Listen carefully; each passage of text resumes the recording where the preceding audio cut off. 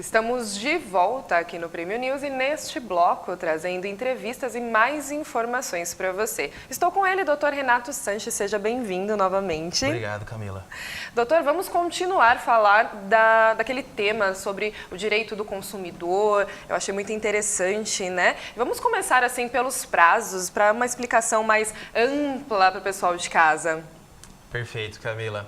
Como tratamos no programa anterior, ao nosso amigo telespectador, a nossa amiga telespectadora, as questões relacionadas com o CDC, o Código de Defesa do Consumidor, ele traz diversas regras, principalmente no momento da aquisição dos produtos, relacionados também com as trocas provenientes da aquisição desse produto, as formas pelas quais se possibilita a troca desses produtos, as garantias inerentes ao produto, a garantia legal, a garantia contratual possibilitada, mas inicialmente falando de prazos. Há a diferença entre a aquisição do produto à distância, por telefone ou internet, e a compra diretamente na loja. É muito importante iniciar por esse questionamento, visto que se eu compareço à loja física, eu vou até o local, eu escolho o produto do meu agrado.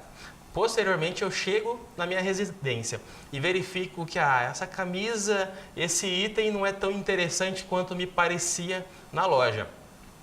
Eu retornando à loja, o empresário ali, o lojista, ele não tem a obrigação de trocar esse produto. Visto que eu tive toda a oportunidade de manusear, de verificar as questões, experimentá-lo ali. O que acontece é uma situação costumeira que os lojistas, para não perder o seu cliente, eles acabam por conceder essa benesse ao consumidor. Então, deixando claro que na loja física não há a obrigatoriedade da troca pelo fornecedor, pelo lojista. Diferente é a questão da aquisição do produto pela internet ou canais de televendas. Naquele momento, o produto, realizada a compra, todo o procedimento, compensação do pagamento, o produto chegando à minha residência, eu ali tendo acesso a ele, independente se for a natureza do produto, uma roupa, um celular, um notebook, qualquer item de produto. Eu tenho, a partir daquele momento, o direito manifesto de arrependimento. Ou seja, eu tenho prazo de 7 dias para me arrepender e entrar em contato com a loja que me forneceu, o canal de comunicação permitido por aquela loja e utilizar do meu direito de arrependimento. Desta forma, o produto volta àquela loja, ao lojista que me encaminhou o produto, sem custo algum para o consumidor, e se porventura ficaram ali o produto parcelado no cartão ou qualquer outro mecanismo de compra, há o ressarcimento da loja para o consumidor. Doutor, em relação a, por exemplo, chega um produto danificado, porque hoje é bem costumeiro fazermos, né, a compra pela internet. Se esse produto ele chega com defeito, para ele ser repostado, esse custo ele é do consumidor ou ele é do fornecedor? Perfeito, Camila. Os custos de postagem, tanto quanto no direito de arrependimento, tanto em se identificando naquele aspecto inicial um defeito ou vício, os custos de postagem são exclusivos do lojista que encaminhou o produto. Visto que a loja, a empresa, o fabricante, ele assume um risco quando vende produtos pela internet. Primeiramente, se analisa o quê? O custo da compra pela internet, em regra, ele tem um percentual inferior ao custo de eu comparecer à loja física. Na loja física, há toda uma rede de custos ali elencadas para disponibilizar ao consumidor uma variedade de atendimento, ao vendedor, à estrutura, aos custos inerentes ali, com muitas vezes locação de loja, num shopping, por exemplo, né? Então, a compra pela internet, geralmente os produtos ficam alocados num galpão. A divulgação desse produto se dá por meio dos sites e demais mídias de acesso ao consumidor. Então, aquele lojista, aquela empresa, ela assume esse risco quando busca captar a clientela por meio das mídias sociais, de sites e outros meios de comunicação também.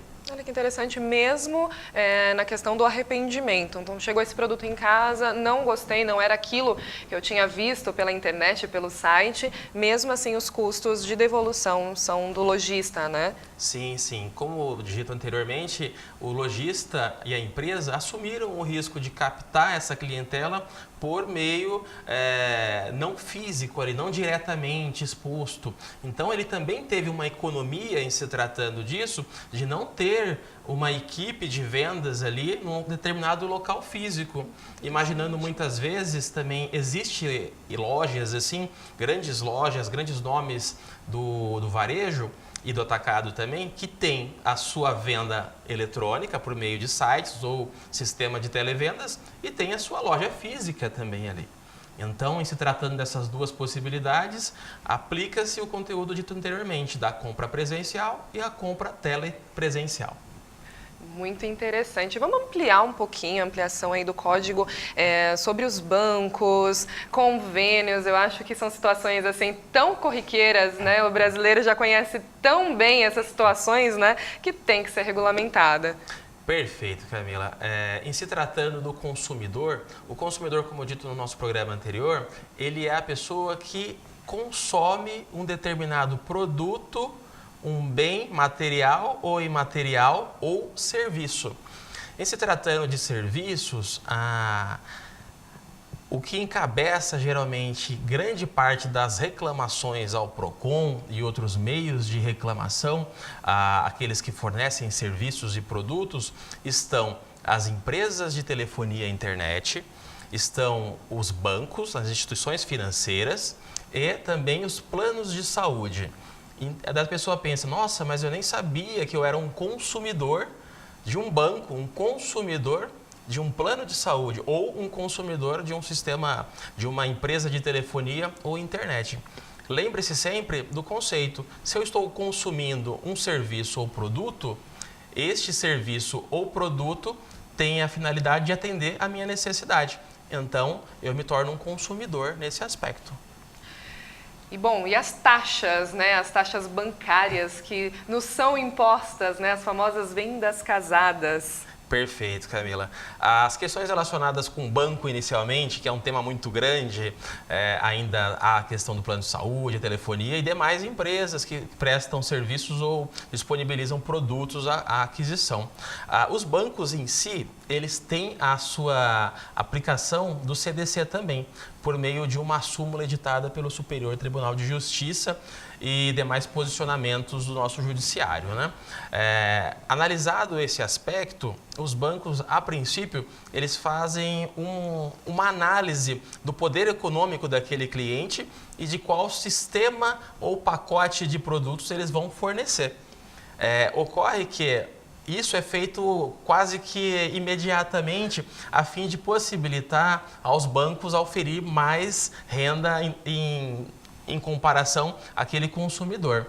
Só que é um direito do consumidor ser alertado quais os pacotes de serviços são fornecidos e qual deles se amolda, ou seja, qual é o mais interessante para a sua situação econômica e a quantidade de transações mensais que aquela pessoa necessita de fato. E é um dever do gerente na abertura da conta ou do operador ali que está com essa incumbência, com essa responsabilidade, está alertando o consumidor que está realizando a sua abertura de contas sobre o melhor pacote que se amolda à necessidade dele. E tão importante quanto isso é deixar claro que o consumidor, numa abertura de conta, o consumidor numa requisição, num requerimento de crédito por meio do empréstimo ou qualquer outra natureza, ou seja, buscando um serviço, o banco não pode lhe oferecer ou lhe impor. Lhe oferecer sim, mas não pode lhe impor a contratação de um serviço acessório, ou seja, a tradicional venda casada, né?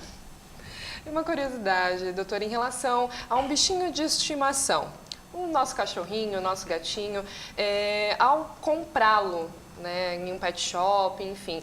Se esse animalzinho posteriormente desenvolver uma doença congênita, alguma coisa assim, isso também se trata, por exemplo, de um defeito, né, igual de um produto, se aplica também ao nosso bichinho de estimação? Olha que pergunta interessante. Traçar rapidamente a diferença entre defeito e vício. O defeito é aquele problema técnico no aparelho que causa um problema ao consumidor.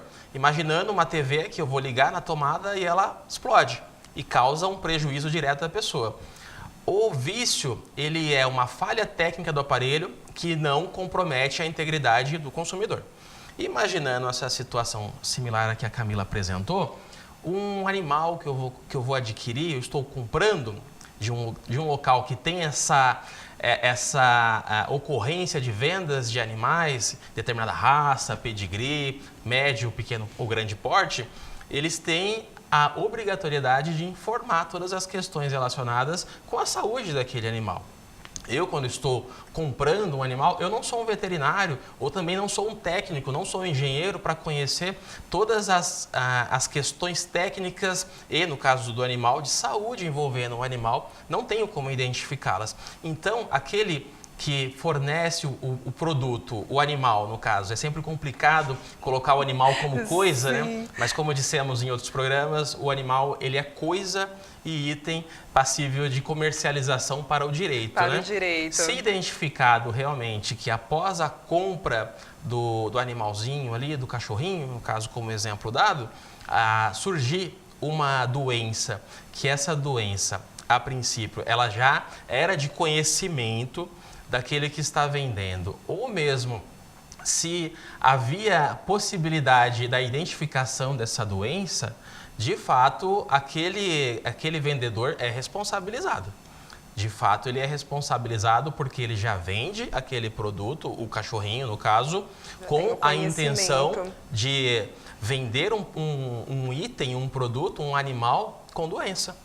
Agora, se a doença manifestada pelo animal não era de conhecimento daquele vendedor e também era imprevisível, aí a gente está de frente a uma eventualidade, uma causalidade que traz a responsabilidade daquele que adquiriu.